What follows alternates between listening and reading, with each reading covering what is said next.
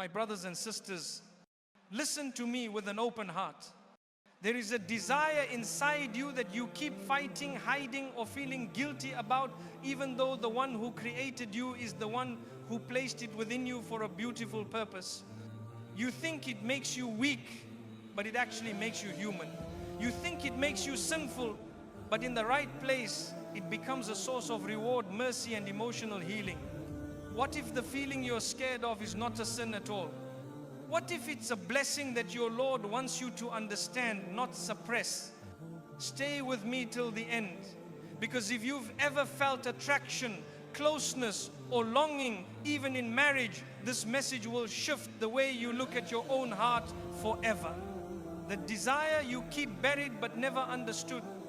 Many of us grow up with the idea that any form of desire is automatically wrong. We hear people speak about attraction as if it is something shameful, something to hide, something that makes a believer less pure. But when you step back and look at the teachings that came from the Prophet Muhammad sallallahu alayhi wasallam, you begin to realize something very important. Your Lord does not create anything without purpose.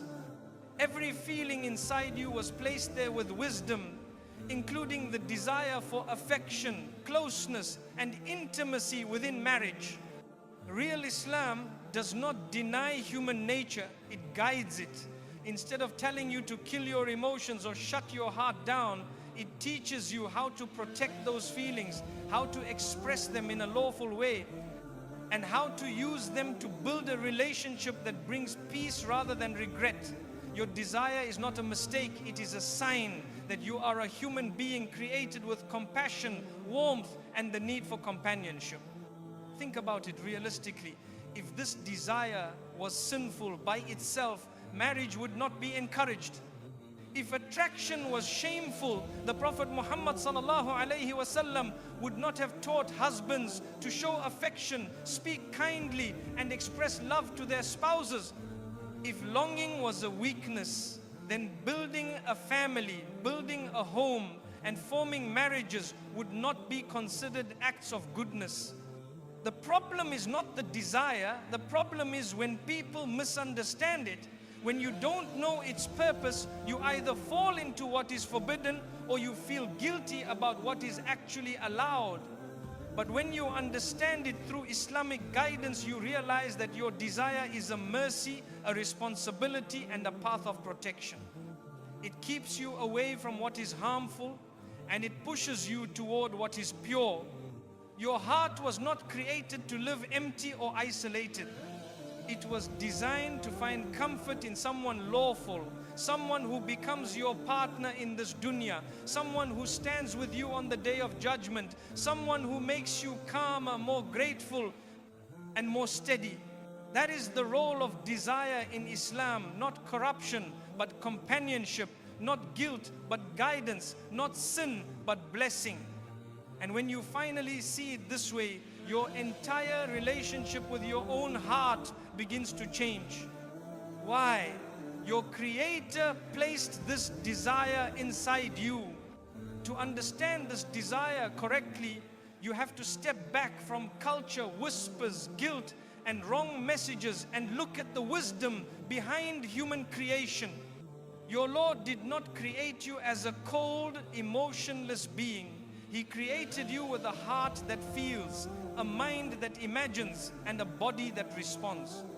This desire was never meant to drag you into sin. It was meant to guide you toward a lawful relationship that brings stability, mercy, and companionship into your life.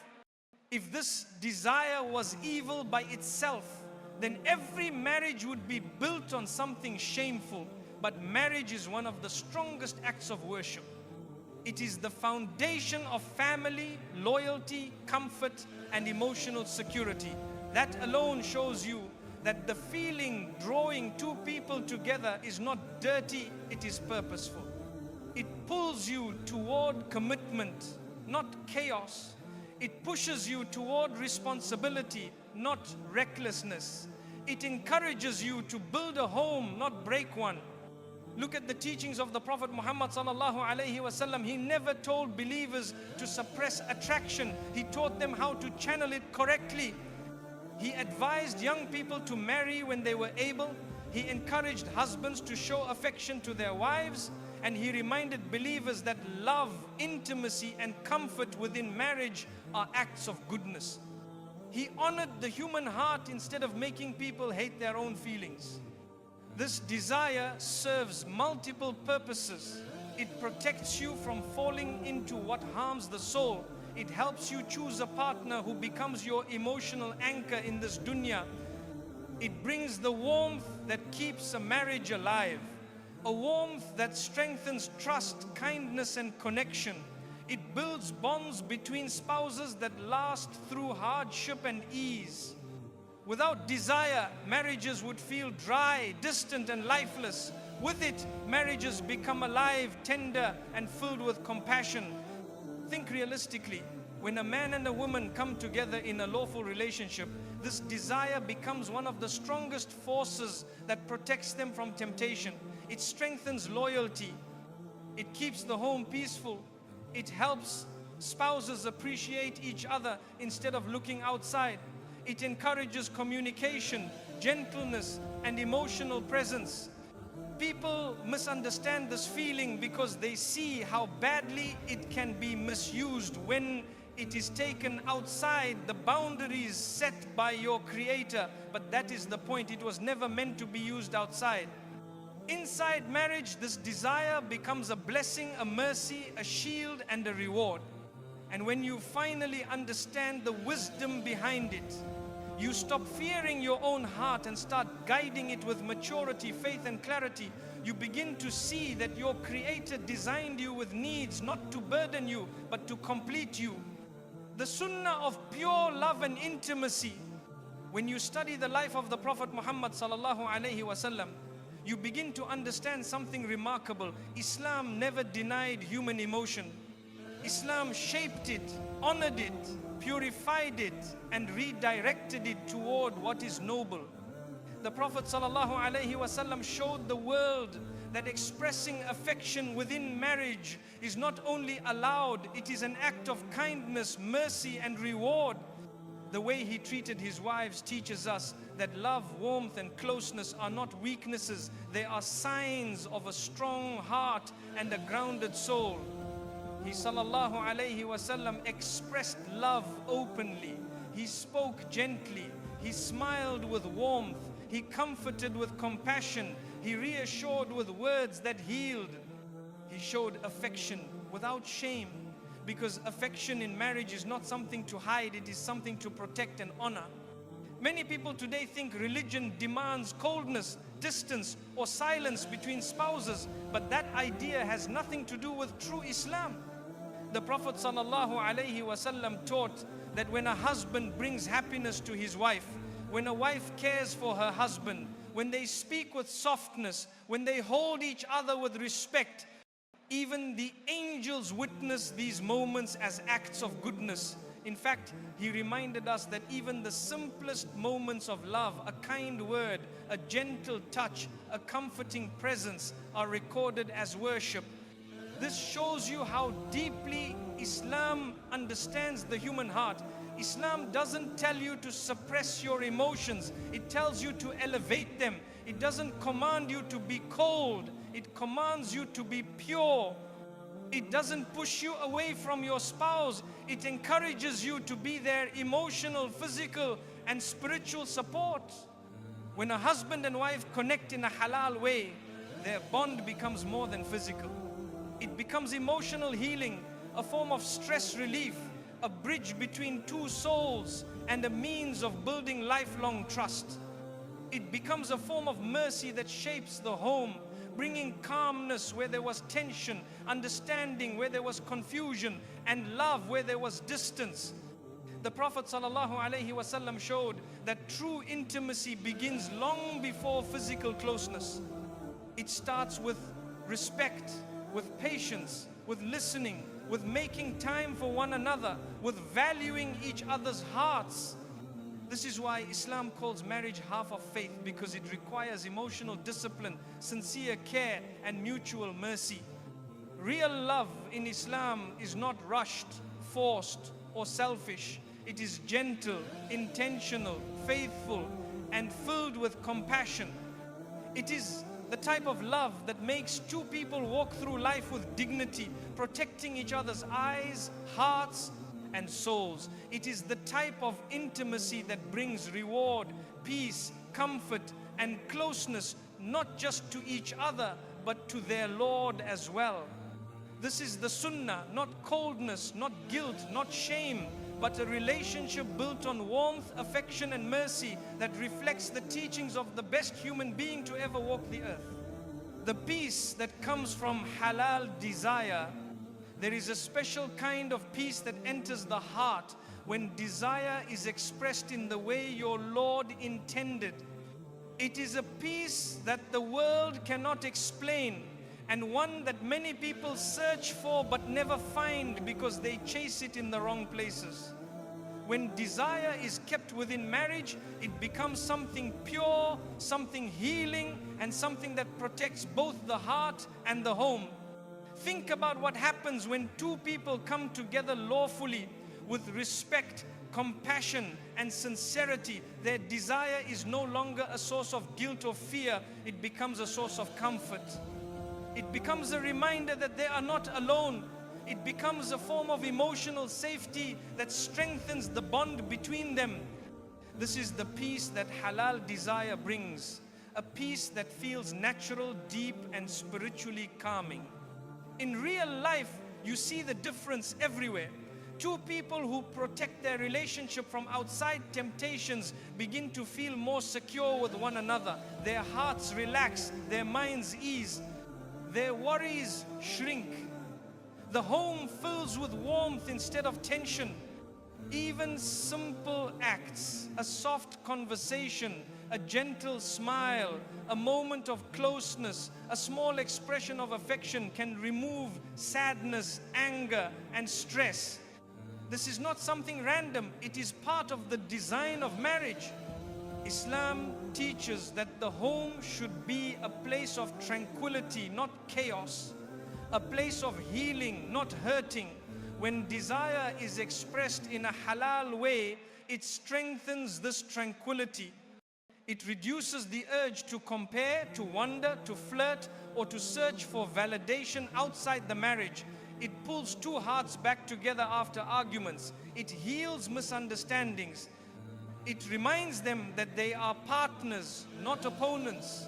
It brings comfort after long days and protects them from loneliness on difficult nights. The Prophet Muhammad sallallahu alayhi wasallam emphasized kindness, gentleness, and affection between spouses because he knew that emotional peace does not come from distance or harshness, it comes from warmth. When a husband and wife show each other love, patience, and care, that emotion carries barakah into the home. It strengthens trust. It opens the doors of communication. It makes both partners feel valued, seen, and appreciated. And this peace spreads beyond the couple. Children feel more secure. The home becomes calmer. Stress lowers. Emotional wounds begin to heal. Even faith strengthens because a peaceful home allows the heart to focus, reflect, and worship with clarity. This is why halal desire is not a sin. It is one of the greatest sources of blessing within a marriage. It turns the home into a sanctuary. It brings light where there was heaviness. It brings connection where there was silence. It brings unity where there was distance. It is one of the hidden mercies your Lord placed in your life, a mercy that many people overlook while searching for happiness everywhere else. When you begin to understand this, you realize that desire was never your enemy. It was a bridge toward peace, loyalty, comfort, and emotional healing. How this desire becomes a source of reward. One of the most beautiful realities in Islam is that nothing pure is ever wasted. Every emotion, every effort, every struggle, every moment of love given in the right way becomes a source of reward. This includes the desire you feel for your spouse, a desire that many people misunderstand, even though it is one of the clearest examples of mercy in a believer's life. When this desire is expressed lawfully, respectfully, and with sincerity, it transforms into something far deeper than physical closeness. It becomes worship. Think about how your Creator designed your heart. He allowed emotions that connect you to your spouse in a way no one else can understand. He placed attraction between you so marriage would not feel cold or mechanical, but warm and full of life. He made affection an act of goodness, reminding us through the teachings of the Prophet Muhammad sallallahu alayhi wasallam that caring for your spouse is charity, comforting them is charity, showing love is charity, and protecting their heart is an act rewarded by the angels. This means that when you choose your spouse over temptation, you are rewarded. When you guard your eyes because of loyalty, you are rewarded. When you express your desire in a halal way, instead of letting it pull you toward what is forbidden, that moment becomes a shield for your soul. Even the emotional connection you offer, a gentle word, a reassuring touch, an effort to make your partner feel valued, becomes part of your record of good deeds. Many people underestimate how powerful this is. In a world full of temptation, where desires are constantly misused and misdirected, choosing purity is not small. It is strength, it is discipline, it is faith in action. And the reward reflects that effort. When a husband chooses to love his wife with respect, kindness, and emotional attention, that relationship becomes blessed. When a wife chooses to love her husband with gentleness, loyalty, and warmth, that marriage becomes protected. Their desire becomes a means of bringing happiness into each other's lives, something the Prophet sallallahu alayhi wasallam encouraged again and again. This is why intimacy in Islam is not just physical, it is emotional, spiritual, and mental. It is the way you speak, the way you listen, the way you prioritize each other over the noise of the world, the way you create a private sanctuary in your home that no one else can enter, the way you treat each other with dignity even in the most vulnerable moments. And because this desire is guided by faith, it does not bring regret, it brings protection. It does not bring guilt, it brings closeness. It does not harm you, it heals you. It becomes something you look forward to, not something you hide from. It becomes a reminder of your humanity, not a reason for shame. Imagine how beautiful your life becomes when even the natural feelings of your heart turn into a path of reward. Imagine how much peace enters your marriage when every moment of warmth is recognized by the heavens. Imagine how different this world would be if people treated desire as something to guide, not something to fear. This is the gift of Islam. It takes what is human and turns it into something spiritual. It takes what is natural and turns it into something meaningful. It takes the desire within you and transforms it into an opportunity for mercy, protection, and reward, all through the doorway of marriage. The true purpose behind this blessing, when you look deeper into human nature, you realize that this desire was never meant to control you or mislead you. It was placed inside you to direct you towards something stable, meaningful, and pure. Your Creator designed this emotion to pull you toward companionship and away from loneliness, toward responsibility and away from recklessness, toward loyalty and away from wandering hearts. This desire is not just a feeling, it is a built-in compass that guides you toward a relationship that completes your emotional and spiritual needs. Many people misunderstand this desire because they only see the physical side of it. But Islam teaches that the human heart is far more complex. You were created with emotional needs, the need to feel valued, chosen, appreciated, understood, and connected. You were created with psychological needs, the need for support, safety, comfort, and someone to share your life with. And you were created with spiritual needs, the need for a partner who helps you stay grounded, patient, strong, and hopeful. This desire is the bridge between all of those needs. It is the spark that makes a man and woman see each other not just as individuals, but as potential partners, protectors, and companions.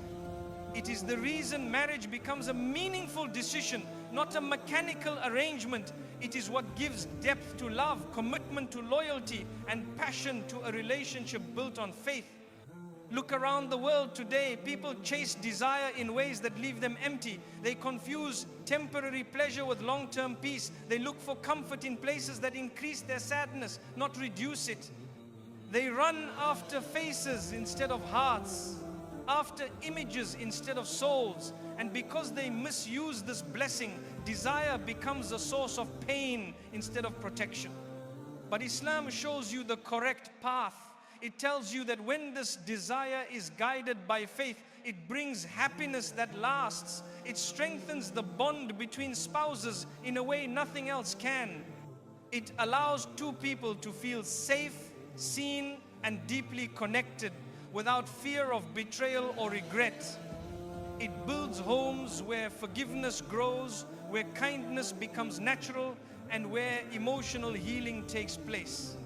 This is why the Prophet Muhammad sallallahu alayhi wasallam spoke so gently about marriage.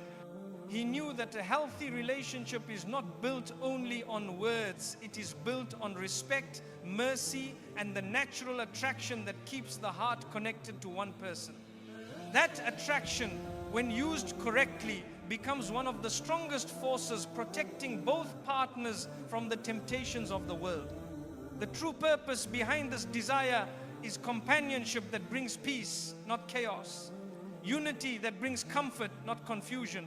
Closeness that brings reward, not guilt. A partnership that makes you a better human being, not a broken one. And when you finally understand that this desire was designed to lead you to the right person in the right time, in the right way, you begin to appreciate how carefully your heart was created.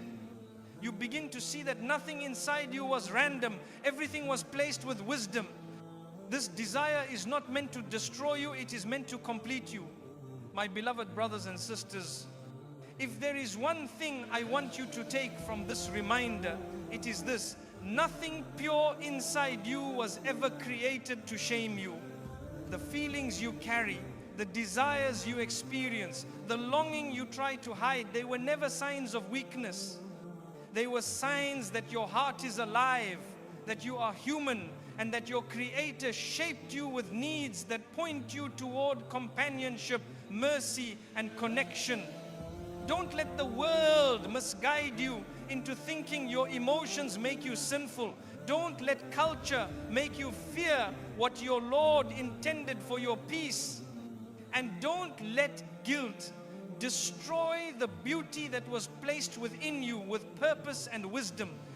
What matters is not the desire itself, but the path you choose to express it. When you protect it, He protects you. When you honor it, He honors you. When you guide it toward marriage, it becomes a source of blessing, reward, and tranquility. And when you misuse it, it becomes a burden that weighs heavily on the soul. So choose the path that brings peace, not regret. Choose the connection that brings stability, not confusion. Choose the relationship that brings mercy, not harm. Choose the companionship that makes you grow closer to your Creator, not farther away. Your heart was designed with intention. Your emotions were placed with wisdom. And this pure desire, the one you thought was a problem, is actually one of the greatest blessings you carry. Guard it, respect it, use it in the right way.